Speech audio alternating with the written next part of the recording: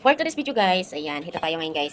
Kain challenge tayo guys ng itlog na manok na native. Ayan, kulay pula to siya guys. Puti lang sa camera ko pero, ay parang dirty white lang sa camera ko pero pula to siya guys, pula. Pula na itlog. Ay, pula na, parang brown, ganun. Ayan, babalatan natin to guys, try natin itong kainin. Ha, ayan guys. Dito ko na lang yan. Babalatan natin guys, silang plastic sa lagyan ng plato yung ano. Balat nito. Itong challenge natin ngayon guys, kakain po tayo ng itlog sa manok na native. Ayan. Tapos guys, ito na pong gagawin natin. Dahil po tapos na po, ko na po siya nabalatan.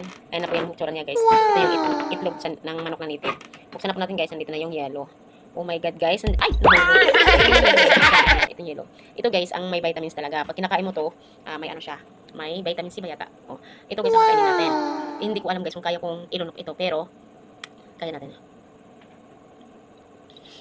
Kaya naman. Ayan. Malinamnam siya guys. Parang timplada na siya. Parang mayroon na siyang magic sarap. Meron ng asin. Ang aking kinakain. Pero dito ko ito tinuntahan guys. Nilalaga lang ito.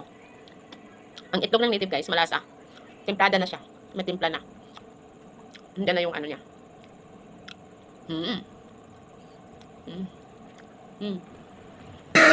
Thank you for watching guys.